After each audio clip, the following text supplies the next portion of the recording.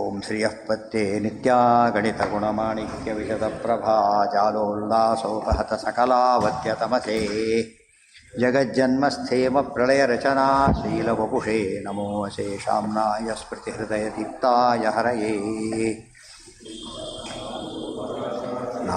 ನ ಶಬ್ದಾಬ್ಧೌ ಗಾಢಾ ನ ಚ ನಿಗಮಚರ್ಚಾಸು ಚತುರಾ ನ ಚ ನ್ಯಾಯೇ ಪ್ರೌಢಾ ನ ಚ ವಿದಿತವೇದ್ಯಾ ಅಪಿ ವಯಂ ಪರಂ ಶ್ರೀಮತ್ಪೂರ್ಣಪ್ರಮತಿಗುರುಕಾರುಣ್ಯಸರಣಿಂ ಪ್ರಪನ್ನಾಃ ಮಾನ್ಯಾಃ ಸ್ಮಃ ಕಿಮಪಿ ಚ ವದಂತೋऽಪಿ ಮಹತಾಂ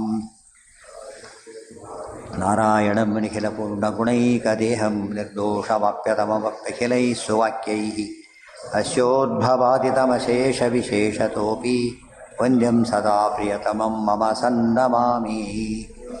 ಓಂ ಓಂ ಅಸಾತೋರ್ಮಜಿಜ್ಞಾಸಾ ಓಂ ಯತ್ಪದಂ ವೇದ ಸಂವೇದ್ಯಂ ಕಟಾಕ್ಷೇಣಾಪಿ ವೀಕ್ಷಿತುಂ ನ ಕ್ಷಮಂತೆ ವಿಮಕ್ತಯಃ ತಮುಪಾಸೇ ಶ್ರಿಯಃ ಪತಿಂ. ಅಂಶೋ ನಾನಾವ್ಯಪದೇಶಾತ್. ಈಗ ಪ್ರಶ್ನೆ ಬಂತು, ಜೀವ ಪರಮಾತ್ಮನ ಅಂಶ ಹೌದಲ್ಲೋ ಅಂತ ಪ್ರಶ್ನೆ. ಈಗ ಅದಕ್ಕೇನು ಕೊಟ್ರಿ? ಈಗ ಅಂಶ ಅಂತ ಅವ್ರು ಹೇಳಿದರು. ಅದಕ್ಕೆ ಹೇಳ್ತಾರೆ ಹಾಗಲ್ಲ, ಅಂಶೋ ನಾನಾವ್ಯಪದೇಶಾತ್ ಅನ್ಯಥಾ ಚಾಪಿ ದಾಶಕಿತವಾದಿತ್ವಂ ಅಧೀಯತೆ ಏಕೆ. ಓಂ ಭೇದಶ್ಚ ಮುಕ್ತೌ ವಚನಾದಪಿ ತತ್ಪಕ್ಷ ನಿಗ್ರಹ. ಮೊದಲು ಜೀವೇಶ್ವರ ಭೇದ ಎಂಬುದು ಔಪಾಧಿಕ, ಆದ್ದರಿಂದ ಮಿಥ್ಯ ಅಂತ ಹೇಳೋದಕ್ಕೆ ಹೋದರೆ ಹಾಗಲ್ಲ. ಭೇದಶ್ಚ ಮುಕ್ತೌ ವಚನಾದಪಿ ತತ್ಪಕ್ಷ ನಿಗ್ರಹ. ಭೇದ ಅನ್ನೋದೇನು ಕಲ್ಪಿತವಾಗಿದ್ದರೆ ಮುಕ್ತಿಯಲ್ಲಿ ಇರ್ತಿರಲಿಲ್ಲ. ಮುಕ್ತಿಯಲ್ಲಿ ಭೇದ ಇದೆ ಅಂದಮೇಲೆ ಏನಾಯ್ತು? ಅಲ್ಲಿಗೆ ಭೇದ ಸತ್ಯ ಅಂತ ಅದೇ ವಿಷಯ ಅಲ್ಲಿ ಏನು ಬಂತು, ಅದೇ ವಿಷಯ ಇಲ್ಲಿ ಬಂದಿರೋದು. ಈಗ ತತ್ಪಕ್ಷ ನಿಗ್ರಹ ಅಂದ್ರೇನು? ಅಭೇದ ಪಕ್ಷ ನಿಗ್ರಹ. ಮುಕ್ತಾವಪೀತಿ ಸಂಬಂಧ. ತತ್ಪಕ್ಷೋ ಮುಖ್ಯಾಭೇದ ಪಕ್ಷ. ಅವ್ರು ಮುಖ್ಯಾಭೇದ ಅನ್ನೋ ಭೇದ ಎರಡು ವಿಧ. ಅವ್ರು ನಿನ್ನೆ ಬಂತು ಅದು ಭೇದ ಎರಡು ವಿಧ. ಮುಖ್ಯಾಭೇದ ಔಪಾಧಿಕ ಭೇದ ಅಂಥೇಳಿ, ಸ್ವರೂಪತಃ ಭೇದ ಔಪಾಧಿಕ ಭೇದ ಅಂತೇಳಿದರು. ಜೀವಪ್ರಾಣಿಗಳಲ್ಲಿ ಭೇದ ಇದೆ. ಎಂಥ ಭೇದ ಇದೆ? ಔಪಾಧಿಕ ಭೇದ ಇದೆ ಅಂಥೇಳಿ. ಅದಕ್ಕೆ ಉಪಾಧಿ ಖಂಡನ ಶುರುವಾಯಿತು. ಉಪಾಧಿ ಖಂಡನ ಅರ್ಥ ಆಗೋದಕ್ಕೆ ಆ ಪದ ಉಪಯೋಗಿಸ್ಬೇಕು. ಉಪಾಧಿ ಖಂಡನ ಅಂದರೆ ಭೇದ ಉಪಾಧಿಯಿಂದ ನಿರ್ಮಿತವಾಗಿದೆ ಎಂಬ ವಾದದ ಖಂಡನ, ಅದು ಉಪಾಧಿ ಖಂಡನ. ಅದಿಲ್ಲ, ಉಪಾಧಿಯಲ್ಲಿ ತೋರಿಸು ಅಂತ ಕೇಳ್ತಾರೆ ಈಗ ಅನ್ನೆಲ್ಲ. ಅಭೇದಸ್ತು ಸ್ವಾಭಾವಿಕ ಇತಿ ವದತ ಮುಕ್ತೌ ಭೇದಾಭಾವೋ ವಾಚ್ಯ. ಅಭೇದ ಸ್ವಾಭಾವಿಕ ಅಂದರೆ ಮುಕ್ತಿಯಲ್ಲಿ ಭೇದ ಇರಬಾರ್ದು. ಮುಕ್ತಿಯಲ್ಲಿ ಭೇದ ಇದೆಯಲ್ಲ, ತತ್ರ ಅವಿದ್ಯಾಯ ಅಂತಃಕರಣಾದೇಶ ಅಭಾವ. ನಿಮ್ಮ ಪ್ರಕಾರ ಈಗ ಅವಿದ್ಯೆ ಇದೆ, ಅಂತಃಕರಣ ಇದೆ, ಅದಕ್ಕೇನಾಗಿದೆ? ಭೇದ ಇದೆ. ಮುಕ್ತಿಯಲ್ಲಿಲ್ಲ. ಇದೆ ಅಂದರೆ ಮುಕ್ತಿ ಅಲ್ಲ. ಅದು ಇದೆ ಅಂತ ಹೇಳಿದರೆ ಮುಕ್ತಿ ಅಂತ ಕರೆಯೋದಿಲ್ಲ ಅದನ್ನು. ಸೊ ಮುಕ್ತಿಯಲ್ಲಿ ಬಂಧನ ಇರಬಾರ್ದು. ಇವು ಬಂಧನ, ಇವೆರಡೂ ಕೂಡ ಬಂಧನದಿಂದಾಗಿ ಭೇದ ಕಂಡಿದೆ ನಮಗೆ. ಅದು ಹೋದ್ಮೇಲೆ ಏನು ಕಾಣಬೇಕು? ಅಭೇದ ಕಾಣಬೇಕು. ಮುಕ್ತಿಯಲ್ಲಿ ಭೇದ ವರ್ಣನೆ ಮಾಡ್ತಾರೆ. ಅಂದಮೇಲೆ ಏನಂತಾಯ್ತು? ಈಗ ಮುಕ್ತಿ ನೀವು ಅಭೇದ ಇದು ಭೇದ ಕೋಟ್ ಮಾಡಬಾರ್ದು ಅಂತ ಹೇಳಬಾರ್ದು. ಯಾಕೆ? ಬೇರೆ ಆಧಾರ ಇಲ್ಲ ಅದಕ್ಕೆ. ಅದೊಂದೇ ಆಧಾರ ಕೊಡಬೇಕು. ಶಾಸ್ತ್ರ ಯೋನಿತ್ವ ಅಂತದ್ದು ಗೊತ್ತಾಯ್ತಾ? ಬೇರೆ ಕೊಡ್ಲಿಕ್ಕೆ ಬರೋದಿಲ್ಲ. ಆದ್ದರಿಂದ ಮತ್ತು ಲಾಜಿಕ್ ಏನು ಹೇಳುತ್ತೆ? ಬಂಧನಕ್ಕೆ ಕಾರಣ ಹೋದರೆ ಮುಕ್ತಿ ಅಂತ ಕರೀತಾರೆ. ನೀವು ಕಾರಣ ನೀವೇ ಕೊಟ್ಟಿರೋ ಕಾರಣ ಇದು ಇರೋದಿಲ್ಲ ಅಂದಮೇಲೆ ಆಗಲೂ ಭೇದ ಇದ್ದ ಮೇಲೆ ಏನಾಯ್ತು? ಅಲ್ಲಿಗೆ ಭೇದ ಸ್ವಾಭಾವಿಕ ಅಂತಾಯಿತು. ಮುಕ್ತಾ ಮುಂದೆ ಹೇಳ್ತಾರೆ, ಮುಕ್ತಾವಪಿ ಜೀವ ಬ್ರಹ್ಮಣೋ ಭೇದಸ್ಯ ಪ್ರಾಗುದಾಹೃತಾಭಿ ಶ್ರುತಿಸ್ಮೃತಿಭಿ ಅಭೀತತ್ವಾತ್ ಅತಃ ಪ್ರಮಾಣ ವಿರುದ್ಧತ್ವಾದಸ್ಯ ಪಕ್ಷಸ್ಯ ಹೇಯತ್ವಮೇವ. ಈ ಪಕ್ಷ ಪ್ರಮಾಣ ವಿರುದ್ಧವಾದ್ದರಿಂದ ಹೇಯ. ಈ ಹೇಯ ಅಂತಷ್ಟ ಜನ ಏನರ್ಥ ಮಾಡ್ಕೊಂಡ್ಬಿಡ್ತಾರೆ? ಎಷ್ಟು ಬೈತಾರೆ ನೋಡಿದರೆ ಅಂತ ಹೇಳ್ತಾರೆ. ಹೇಯ ಶಬ್ದಕ್ಕೆ ಏನರ್ಥ? ಬಿಡಬೇಕು ಅಂತ ಅರ್ಥ. ನಮ್ಮ ಕನ್ನಡದಲ್ಲಿ ಏನಾಗ್ಬಿಟ್ಟಿದೆ ಕೆಲವು ಪದಗಳೆಲ್ಲ. ಅಮೇಧ್ಯ ಅನ್ನೋ ಪದ ಇದೆ, ಭಾರಿ ಕೆಟ್ಟ ಅರ್ಥ ಕೊಡೋದು ಕನ್ನಡದಲ್ಲಿ. ಸಂಸ್ಕೃತದಲ್ಲಿ ಹಾಗಲ್ಲ. ಅದಕ್ಕೆ ಏನರ್ಥ? ಮೇಧ ಅಂದರೆ ಯಜ್ಞ. ಯಜ್ಞಕ್ಕೆ ಅರ್ಹವಾದ ಬರಲದೆಲ್ಲ ಮೇಧ್ಯ, ಅದಲ್ಲದ ಅಮೇಧ್ಯ. ಯಜ್ಞಕ್ಕೆ ಉಪಯೋಗ ಇಲ್ಲ ಅಂತ ಅರ್ಥ. ಕೆಲವು ಬಗ್ಗೆ ಆಗಿಬಿಡ್ತಾರೆ ಕೇಳಿದ ತಕ್ಷಣ ಪದಕ್ಕೆ ಅರ್ಥ ಗೊತ್ತಿಲ್ಲ. ಇದು ಹೇಳ್ತಾ ಅಥೋ ಅನಂತ ದೋಷ ದುಷ್ಟಂಚ ಹೇಯಂ ಮಾಯಾಮತಂ ಶುಭೈ. ಹೇಯಂ ಅಂತಷ್ಟ ಎಷ್ಟು ಬೈತಾರಲ್ಲ ಅಂತ ಹೇಳ್ತಾರೆ. ಅಲ್ಲ, ಬಿಡ್ಲಿಕ್ಕೆ ವಾಟ್ಸ್ ಟು ಬಿ ರಿಜೆಕ್ಟೆಡ್ ಅಷ್ಟೇ ಹೊರತು ನಾಟ್ ಟು ಬಿ ಫಾಲೋಡ್ ಅಂತ ಅರ್ಥ. ಅದು ಹೇಳಬಾರ್ದು. ಈ ದಾರಿಗೆ ಹೋಗಬೇಡ ಅಂದ್ರೆ ಏನು ರೀ ಬೈತೀರ ಅಂತ ಕೇಳಿದರೆ, ಈ ಹಾದಿ ಹೇಯ, ಈ ಹಾದಿ ಗ್ರಾಹ್ಯ ಅಂದರೆ ಹೇಯ ಶಬ್ದ ಅಲ್ಲಿರೋರು ನಮ್ಮನ್ನು ಬೈತೀರ ಅಂತ ಕೇಳಿದ್ರೆ ಹೇಳ್ಬೇಕು. ಅದಕ್ಕೆ ಬಯ್ಯೋ ಪದ ಅಲ್ಲ ಅದು. ನಿಮ್ಮ ದಾರಿ ಹೋಗೋ ದಾರಿ ಇದಲ್ಲ ಅಷ್ಟೇ. ಹೇಯಂ ಚೇತನತ್ವಾದಿ ಸಾದೃಶ್ಯಂ ಯದಿ ಅಭೇದ ಇತಿಷ್ಯತೆ ಅಂಗೀಕೃತಂ ತತಸ್ಮಾಭಿ ನತ್ಸ್ವರೂಪೈಕತಾ ಕ್ವಚಿತ್. ಹಾಗಲ್ಲ ರೀ, ಪರಮಾತ್ಮನೂ ಚೇತನ, ಮುಕ್ತರೂ ಚೇತನ, ಅದಕ್ಕೆ ಅಭೇದ ಹೇಳ್ತೀವಿ. ಇಂಥ ಅಭೇದ ನಾವು ಒಪ್ಕೊಂಡಿದ್ದೀವಲ್ಲ, ಸದೃಶ್ಯ ಭೇದ ಇದು. ಸಾದೃಶ್ಯ ಭೇದ, ಸ್ಥಾನೈಕ್ಯದ ಭೇದ, ಸಾದೃಶ್ಯದ ಭೇದ ಒಪ್ತೀವಿ ನಾವೀಗ. ಎಲ್ಲಿ ಅದ್ವೈತ ಕರೆಕ್ಟ್ ಅಂತೀವಿ, ಈ ಅರ್ಥದಲ್ಲಿ ಅದ್ವೈತ ಕರೆಕ್ಟ್. ಗೊತ್ತಾಯ್ತಾ? ಯಾವುದು ಅದನ್ನು ಒಪ್ಕೊಂಡ್ರೆ ಸಿದ್ಧ ಸಾಧನ ಅದು ಅಷ್ಟೇ ಅಲ್ಲ, ಅಪಸಿದ್ಧಾಂತ ಸಿದ್ಧಾಂತ ಹೋಯ್ತು ಅವರಿಗೆ. ಸಾದೃಶ್ಯಮಿತಿ ಉಪಲಕ್ಷಣಂ ತತ್ ಪ್ರಧಾನಕತ್ವಾದ್ಯಪಿ ಇತಿ ದ್ರಷ್ಟವ್ಯಂ.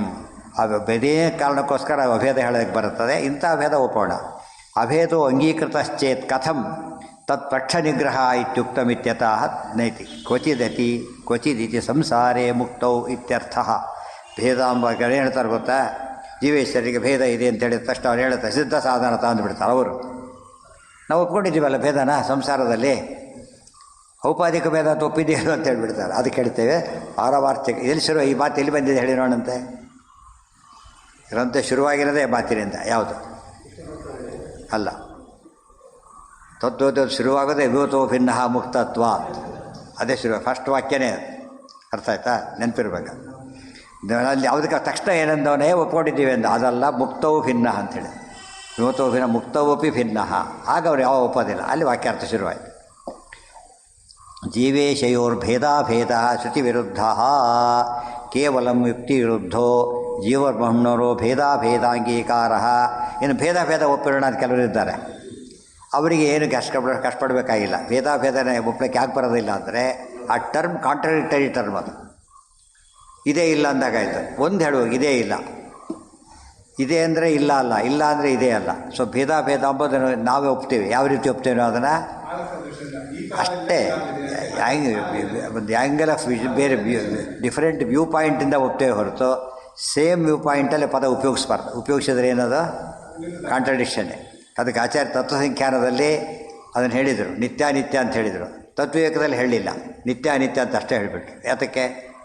ಅಲ್ಲಿ ಭೇದ ಹೇಳಿದರು, ಇಲ್ಲಿ ಭೇದ ಅಂತ ಇಲ್ಲಿ ಹೇಳಿದರು. ಅಲ್ಲಿ ಇದು ಬೇರೆ ವ್ಯತ್ಯಾಸ. ವಿವೇಕ ಹೇಳಬೇಕಾದ್ರೆ ಯಾವ ಪಾಯಿಂಟಲ್ಲಿ ಹೇಳ್ತೀರಿ ಮುಖ್ಯ. ನಕೇನಚಿದ ಅಭೇದೋಸ್ತಿ. ಮನೇಲಿ ಎಷ್ಟು ಜನ ಇದ್ದೀರಿ? ಬಂದ 6 ಜನ ಇದ್ದಾರೆ.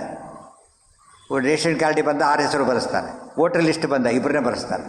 ಉಳಿದವ್ರು ಯಾರೂ ಇಲ್ಲ ಅಂತಾರೆ. ನಾವಿಬ್ಬರೇ ಯಾರೂ ಇಲ್ಲ. ಮಕ್ಕಳೇ ಇದ್ದಾರೆ ಪಾಪ, ಇವ್ರು ಯಾರೂ ಇಲ್ಲ. ಯಾರು ಯಾವ ಪರ್ಪಸ್ಗಿಲ್ಲ? ಅವರು ಓಟಿ ಪರ್ಪಸ್ಗಿಲ್ಲ. ಇವರು ಇಲ್ಲ ಅಂತ ಎಷ್ಟು ಹೇಳ್ತಾರೆ. ಮತ್ತು ಮಕ್ಕಳು ಗಲಾಟೆ ಇಲ್ಲ ಅಂತ ಹೇಳಿಬಿಟ್ರೆ ನೀವು ಇದೆ ಇಲ್ಲಿವೆಲ್ಲ ಅಂತ ಹೇಳಿದರೆ ಈ ಥರ ಅದು ಎಲ್ಲೆಲ್ಲಿ ವಿರೋಧ ಕಾಣಿಸುತ್ತೆ ಅಲ್ಲಿ ಏನು ಹೇಳಬೇಕು? ಎರಡಕ್ಕೂ ವಿರೋಧ. ಎರಡು ಗೌರ್ಮೆಂಟಿಗೆ ಕೊಡೋ ಸ್ಟೇಟ್ಮೆಂಟೇ. ವೋಟರ್ ಲಿಸ್ಟ್ಗೂ ಕೊಡಬೇಕು ಅವನ ಹೆಸರನ್ನ, ರೇಷನ್ ಕಾರ್ಡ್ಗೂ ಕೊಡಬೇಕು. ಆದರೆ ಇಬ್ಬರೇ ಇವನು ಒಪ್ತಾನೆ, ಅವನು ಹೇಳೋನು ಹೇಳ್ತಾನೆ, ಕೇಳೋನು ಕೇಳ್ತಾನೆ. ಈಗ ಇಬ್ಬರಿಗೆ ಏನು ಗೊತ್ತಿದೆ? ಪ್ರಸಂಗ ಗೊತ್ತಿದೆ. ಈ ಪ್ರಸಂಗ ಗೊತ್ತಿಲ್ಲದೆ ಹೋದರೆ ಶಾಸ್ತ್ರ ಕೈ ಹಾಕಬಾರ್ದು ಅಂತ ಅರ್ಥ. ಪ್ರಸಂಗ ಗೊತ್ತಿರಬೇಕು ಅವ್ರಿಗೆ. ನಕೇನಚಿದ ಅಭೇದೋಸ್ತಿ ಭೇದಾಭೇದೋಪಿ ವಾ ಕ್ವಚಿತ್ ಸಮುದಾಯ ಮೃತೆ ವಿಷ್ಣೋ ಸುಗುಣಾದೀನ್ ವಿನಾಪಿ ವಾ ಇತಿ ಶ್ರುತೇರ್ನ ತಸ್ಯಾಸ್ತಿ ಭೇದಾಭೇದೋಪಿ ಕೇನಚಿತ್. ಆ ಭೇದ ಅನ್ನೋ ಟರ್ಮ್ ಉಪಯೋಗಿಸಲೇಬಾರ್ದು ನೀವು. ಯಾತಕ್ಕೆ ಅಂದರೆ ಇರ್ಲಿಕ್ಕೆ ಸಾಧ್ಯ ಇಲ್ಲ ಅದು. ಆದರೆ ವಿಷ್ಣುವಿಗೆ ಮಾತ್ರ ಏನು ಹೇಳ್ತೀವಿ ನಾವೀಗ? ವಿಷ್ಣುವಿನ ಏನು ಬೇಕಾದ್ರೆ ಹೇಳ್ಕೊ ನೀನೀಗ ಸರಿತದೆ. ಯಾಕೆ? ವಿರುದ್ಧ ಧರ್ಮನು ಪರಮಾತ್ಮನಲ್ಲಿದೆ. ಆದ್ದರಿಂದ ಆದರೆ ಅಲ್ಲೂ ಕೂಡ ಏನಲ್ಲ, ವಿಶೇಷದಿಂದ ಭೇದ ಹೇಳ್ತೇವೆ, ವಿಶೇಷದಿಂದ ಭೇದ ಹೇಳ್ತೇವೆ, ಸ್ವರೂಪದಲ್ಲಿ ಅಭೇದ ಹೇಳ್ತೇವೆ. ಆ ಭೇದ ಒಪ್ತೇವೆ, ಇನ್ನೊಂದು ಒಪ್ಪಕ್ಕೆ ಬರೋದಿಲ್ಲ. ನಾವು ಕಾರಣ ಕೊಟ್ಟಿದ್ದೇವೆ ಅಲ್ಲಿ. ಇತಿ ಶ್ರುತೇರ್ನ ತಸ್ಯಾಸ್ತಿ ಭೇದಾಭೇದೋಪಿ ಕೇನಚಿತ್ ಭೇದೇನ ಸಹಿತೋ ಅಭೇದೋ ಭೇದಾಭೇದ ಕ್ವಚಿದಪೀತಿ ಸಂಬಂಧ. ನೋಡಿ ಯಾತಕ್ಕೆ ಬಿಡಿಸ್ಬಿಟ್ರೆ ಗೊತ್ತಾ ಈ ರೀತಿ? ಭೇದಶ್ಚ ಅಸೌ ಅಭೇದಶ್ಚ ಅನ್ಬಾರ್ದು. ಏನಾಗುತ್ತಾಗ ಒಂದೇ ವಸ್ತು ಭೇದ ಎರಡಾಗಿಬಿಡತ್ತೆ. ಭೇದೇನ ಸಹಿತ ಅಭೇದ ಅಂಥೇಳಿ ಏನಾಯ್ತು ಅಲ್ಲಿಗಾಗ ಕೊಡಿಸ್ಲಿಕ್ಕೆ ಬರುತ್ತೆ. ಬೇಕಾಗಲ್ಲ. ಇದು ಶಂಕರನಾರಾಯಣನ ಪದ ಇದೆ, ಹರಿಹರ ಅನ್ನೋ ಪದ ಇದೆ. ಯಾವ ರೀತಿ ಬಿಡಿಸಿದ್ರೆ ತಪ್ಪಾಗುತ್ತೆ? ಹರಿಶ್ಚ ಅಸೌ ಹರಶ್ಚ ಏನರ್ಥ ಅದಕ್ಕೆ? ಹರಿಣು ಅವನೇ ಹರಣು ಅವನೇ ಅಂತ ಅರ್ಥ. ಆ ಅರ್ಥದಲ್ಲಿ ಒಪ್ಪೋದಿಲ್ಲ. ಯಾವ ಅರ್ಥ ಮಾಡ್ತೀವಿ? ಅದಕ್ಕೆ ಹರಿಣಾ ಸಹಿತ ಹರಹ. ಸರಿ ಹೋಯ್ತಾ? ಜೊತೆ ಬಂದ್ರ ಓಕೆ, ಒಬ್ಬರೇ ಅಲ್ಲ. ಶಂಕರೇಣ ಸಹಿತ ನಾರಾಯಣ ಶಂಕರನಾರಾಯಣ. ಗೊತ್ತಾಯ್ತಾ?